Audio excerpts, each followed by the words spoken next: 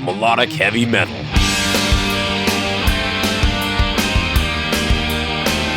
Playing it heavier, louder, raunchier, faster. This is the Signals of Intuition.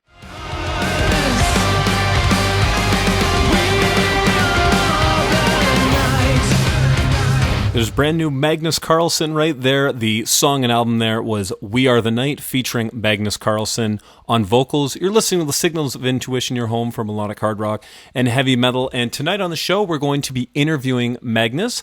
Speaking about his new album features a number of singers on it. The band is called Freefall, and that's his band that he does all the writing and producing for and picks the singers who are going to be involved with it. That band featuring the likes of Tony Martin from Black Sabbath, Dino Jelusic from Animal Drive, and many others involved in the album. Magnus has been involved with a number of bands through the years, including Primal Fear, Lande, Starbreaker featuring Tony Harnell, and many other bands. So, Magnus, how's it going? It's Brandon from the Signals of Intuition. Hey, Brandon. It's great. How are you? Doing all right. So when I do these, I like to start at the beginning of you as a musician and then work our way through up to the new album. So I guess starting from sort of the beginning, where did you grow up and how did you get started in music? I grew up in south of Sweden, quite close to Denmark, a small place called Pastorp. And no one else did play an instrument in my family, but I think I saw a band playing, and I really like to, do that thing. And I started to play organ first, and but then in the music school where I wanted to go, they didn't have that, and then I had to choose guitar instead, and now I'm quite happy. Started with guitar instead. What age would you have been when you started playing guitar then? Would that have been probably 10, 11? It was earlier, around 8, and I started my first band when I was 10. It was very early, and I never liked to play covers, and I started right away to try to make my own songs. It's so funny. I've interviewed so many musicians like yourself who started at age 8 and by 10 were already doing bands. And I mean, for me, that just blows my mind. I'm a fellow musician. Yeah. I think I started about 16, and it just floors me. And people are like, oh, I was 10 and I formed a band. And I'm like, wow, that seems early to me. But yeah, it's early, but we really enjoyed it, and band. We didn't have maybe a couple of shows, but it wasn't much. But we wrote our own songs, and we dressed up in zebra pants and, and all this strange stuff, and we had a great time. And I thought about it now when I'm writing a lot of songs and producing, and my old friends tells me, we can recognize from the early days, we can hear the same kind of melodies and stuff that I had when I was a kid. So I guess the early stuff, it's still in me, Who were some of your early musical influences? Was it more metal based or more classic rock or pop or? No, it was metal and the British bands like Judas Priest, Iron Maiden, Dio, and that stuff. And it still is. There's my roots, and I'm still listening to it. It's hard to beat it because it's something special. I take it since you've worked a lot with Tony Martin, I take it you're a big fan of the Headless Cross album, eh? Yeah, a lot. And also the other ones too, especially. Did you take, you said you went to a music school, so obviously you've studied theory and all that stuff, eh? Yeah, I did, but I wasn't so good at it. I played a classical guitar, but it wasn't until I started with electric guitar that I started to get better. Because if with the long nails and stuff, I really didn't like it. Even if I liked the music, I wanted to play the more heavy stuff and play with a pick and distortion. And it was hard to find a teacher then that could do it good. I never actually had a good teacher for hard rock. I always had, classical or jazz players, and that's great to learn that stuff, but imagine when I was 12, if I would had a hard rock teacher, that would be awesome.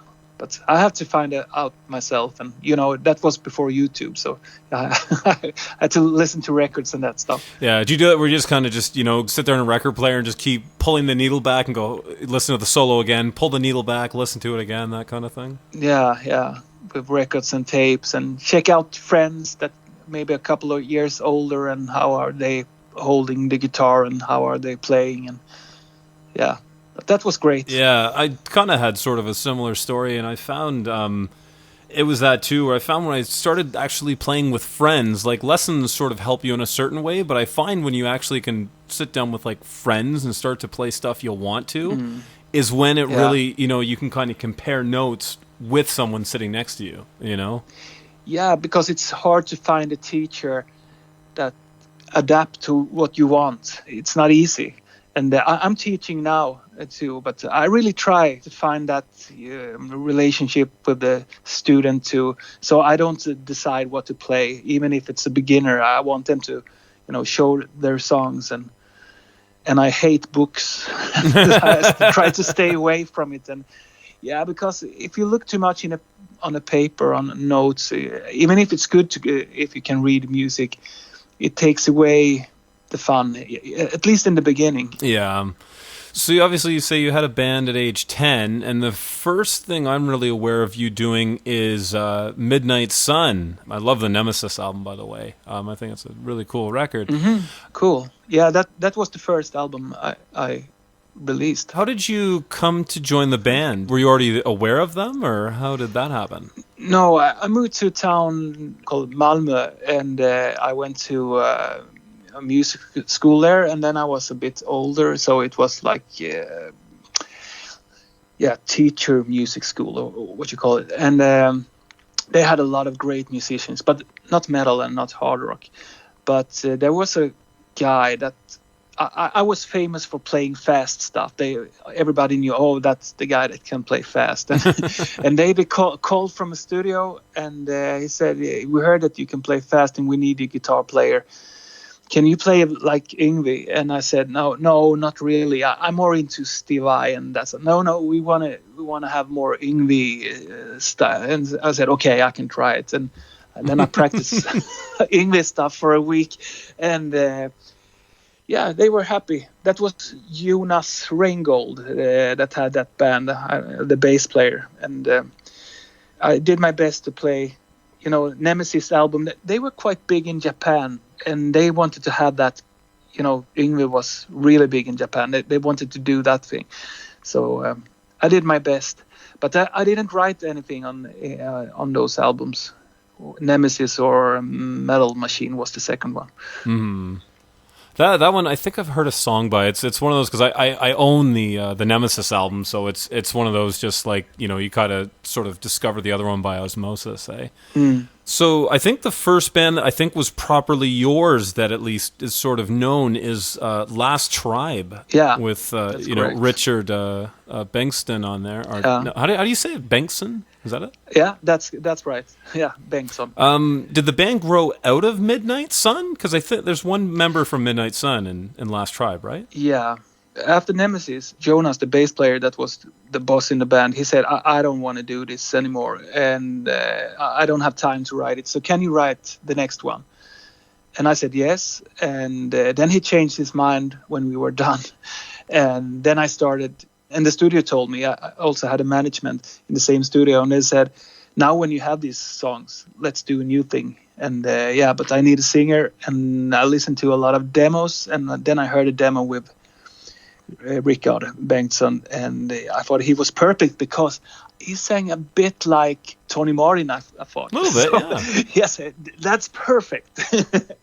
And I called him, and he said, yes, let's do it. And then we did 3 albums with Last Tribe.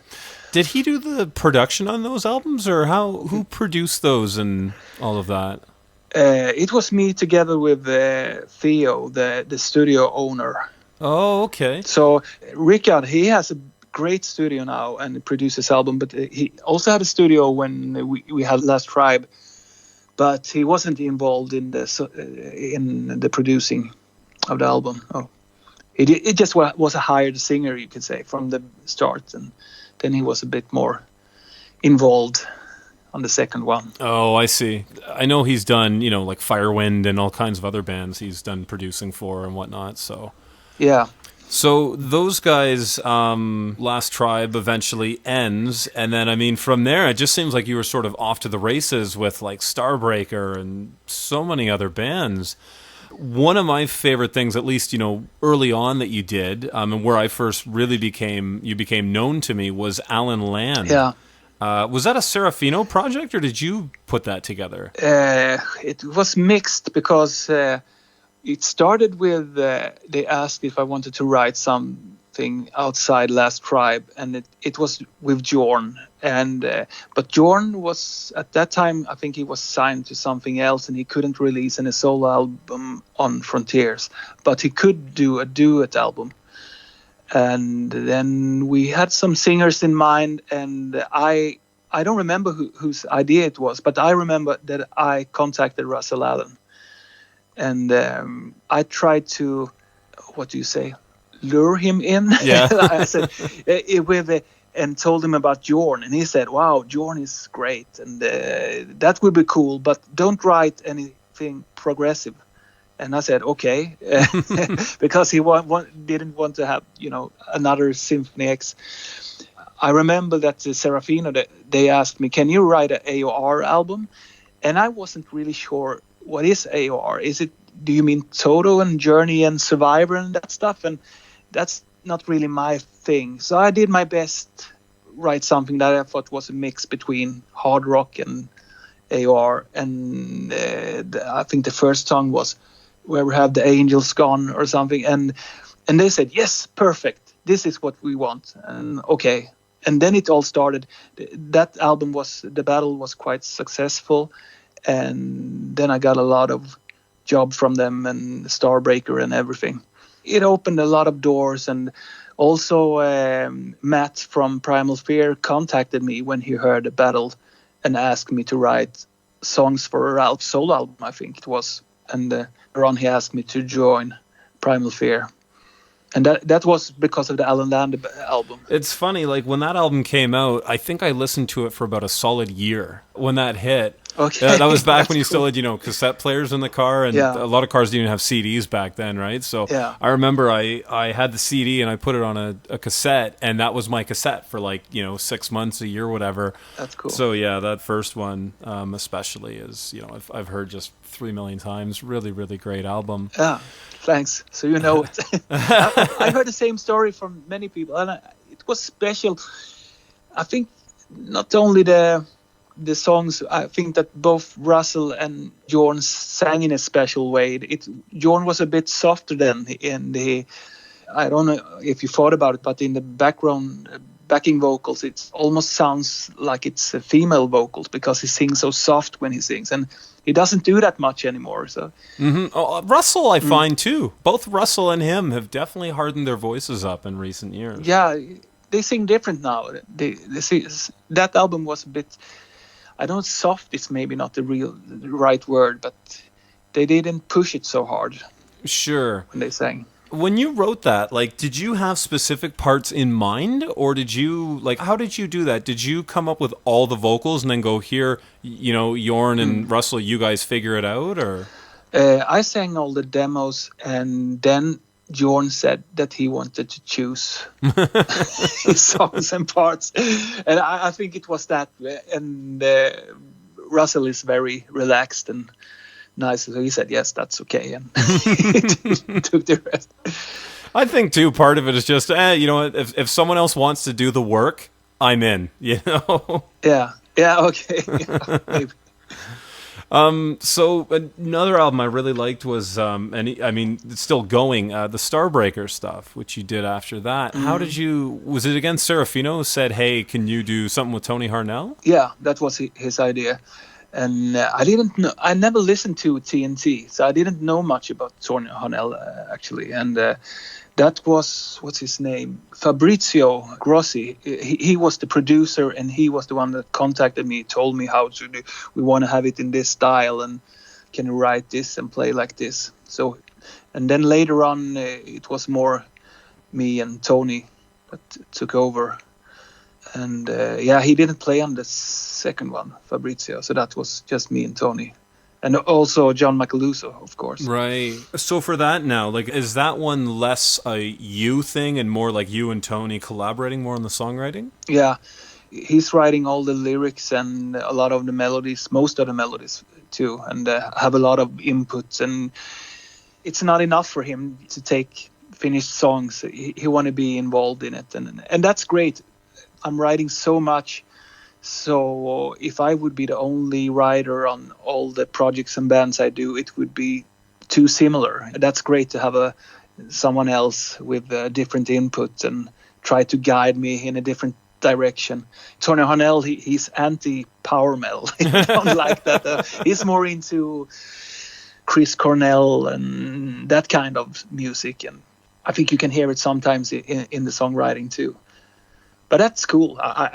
I like to write different styles, and if everything would sound like Primal Fear, it would get, too much of that. Yeah, exactly. Because that's the thing too, is, I mean, you can definitely find, albums that you've put out that have sort of the Magnus Karlsson sound, if you will, but there's plenty of other albums, like you say, like Starbreaker or others, that definitely break that mold completely, Yeah. Speaking of them, actually, so you kind of mentioned you getting involved with Matt to do his solo album and then later being asked to join. And I know Primal Fear, they've got a new album coming out next month, Metal Commando. How does it work? Because you guys are a 3-guitar band, even though you don't tour with them. How does the writing process work? Like, do you guys all, like, when it comes to recording and stuff, do you submit, like, everyone do dry tracks and then they piece it together later, or what? How does that whole process work? You could say that Matt and we do the basic tracks for almost every song, and even I know Tom wrote a couple of tracks on the last one, but even those I do the demos in my studio because we want to have the same sound so it doesn't sound too different, and I do the rhythm guitars but then when we have all the demos or pre-production tracks, we go into a studio, and the drummer Michael, he record everything in the same studio, and then Tom and Alex meet and they record their guitars together in the studio with Matt as a producer too. So Matt is the producer, you could say, and so I'm the only one allowed to be on my own. but we work a lot. We did also Kiske Somerville albums, and so we are very used to sit on Skype recording riffs at the same time when I have him in the speakers talking, and so it's a good team. I remember on the first album with Primal Fear that I did, they came to my studio, Henny Walter and Matt, and that's great, and it's nice to meet and have a couple of beers. But I actually prefer to write like this in my own. It's no stress. When you have someone beside you, it's always a bit of stress. So I really enjoy to work like this in different studios, and I can spend 2 hours on a demo, or I can spend 2 weeks. Nobody knows, but just as long the end result is great. Yeah, that's a very interesting way to do it, because I've wondered that for years, knowing that you're a member of the band, but not a member of the band at the same time. You know what I mean? Yeah, it started that I toured from the start, and then I did some tours, and then they had a guitar player coming and going, and because I didn't want to leave the family too long with kids and everything. But then it was too much. They are touring a lot sometimes, and then they got Tom again, and so then he's in the band again, then that's great. So now I can't come and go live. We can play free. We did at Sweden Rock actually, but that was just one time. We don't need free guitar players live. Mm-hmm. I think on the one hand it would be cool to do kind of like an Iron Maiden or Leatherwolf or something. Yeah. But I mean, like you say, that's a lot. I mean, the road takes a tremendous toll. Yeah. Especially when it's 23 hours of waiting around to play a 1-hour show. Yeah. One of the last shows I did with Primal Fear was in Costa Rica, and I missed one connection, and I traveled for 2 days, and we played for 1 hour and then going home to Sweden again, and I said it's not worth it. But I'm glad I did anyway. If I didn't do it, I would be a bitter person now. But now I know what I'm saying no to. And I actually thought about maybe some other project like Ferryman or maybe my own Freefall. We could do it because I can't tell Primal Fear I can't tell them just to tour for 2 weeks because it's not my band. But if I have my own project, I can decide we just tour for 2 weeks and do a couple of festivals and that's it. So I hope I can do that instead. And we have thought about it, especially with Ronnie Romero and the Ferryman to do it. We'll see. Now nobody's touring, so but maybe when it's better. Talking about recording, which DAW are you running, and how's sort of your recording process? Like, do you still record with real amps, or do you amp sims nowadays? The last couple of years I used Kemper, and I still have my Engel amps, but I think that Kemper, it's so good. And I run the Kemper into different equalizers and with tubes and stuff, so I have a special sound. So it's not enough. Sometimes people ask me, can't you give me your sound? But they won't get it because I have a lot of equalizers and stuff on it outside the Kemper. And then I have Pro Tools. I started with Pro Tools because I thought the program they have in all the big studios, I thought that was the best. But it never been really good at plugins because I have a lot of string orchestras and stuff. So I tried Cubase, but only for a day, and then I gave up because it's so hard to change DAW, I think, when you're so used to something. Yeah. And now Pro Tools is much better. It wasn't good maybe 7 years ago. That was really bad if you had a lot of what do you say, soft. You just got a lot of things running, and yeah, it takes too much, and you have to have the biggest computer, and yeah. But now it's really good. Now it's super with Pro Tools, and it works great. I don't have to worry about the technical stuff. I got another question for you. Given, the hundreds of songs you've written over your career, do you write all of your own lyrics, or do you largely hand that off to other people? On my own stuff I write almost everything. On the Lande I wrote everything, and Alan Olsen and Bob Catley and all those stuff. But as I said, with Primal Fear I don't write that much. Some lyrics, not much lyrics. And with Tony Harnell, he writes everything. And there is one exception on the Freefall albums with Tony Martin, because he want to write his own lyrics, and I said it's okay because you are Tony Martin, so you write a lot better lyrics than me. So also he wrote melodies now on the last one, and he said when you hire me, you don't hire just a singer, you hire my melodies too and my whole thing. And I said, yeah, of course, I love the stuff he done before, so that's not a problem. So I was just about to ask you about that. So let's talk about the new record, We Are the Night, the new Freefall album. I think probably I've heard a few of the singles, and I finally got a chance last night to listen to the whole thing. And I think it might be your most consistent of the three. I think it's probably, would you say it's a bit heavier than the other two as well? I kind of found like this every was just very, very heavy and consistent, because I think you had a few less singers because you let everyone do like mostly 2 tracks, eh? Yeah, it's definitely heavier than the last one. The last one was more hard rock, and the first one was metal too, but this is more metal and a bit more progressive. I think it's more like the Last Tribe stuff, maybe. That's actually, yeah, that's a pretty fair comparison, I would say. Yeah. So that was on Kingdom of Rock. I have guys like Jolene Turner, and I don't want to do a fast double kick song. So when I write songs, I always think about the singer, and if I have singers like that, it will be more hard rock than metal. But this time, of course, singers like Renan, he's not a power metal singer, but he really can sing that stuff too. So it's hard to say. But I would say, if I compare them, I would say that this one is more metal and it's more progressive than the other ones. Sure, yeah. I mean, and too, I mean, like you said about the singers, you've definitely got people with a more aggressive edge to their voice. Like Dino for sure has that kind of Bjorn snarl to his voice. Yeah, absolutely. he's also a singer. He can sing any style, but I listened to some of the covers he did on YouTube and on the high notes, and I said, "Wow, I was singing something really high so for this guy because he can really handle it. Some singers sound, too on them, but he has the whole power thing going on the high notes, and I really love it. But he was actually complaining, "Oh, this is really high," but I said, "Yeah, but it's nothing for you," and then he did it. He's great. He's really world class. If you like that kind of vocal style, like Bjorn, and then he's one of the best, I think. Mm-hmm. Yeah, he's fantastic.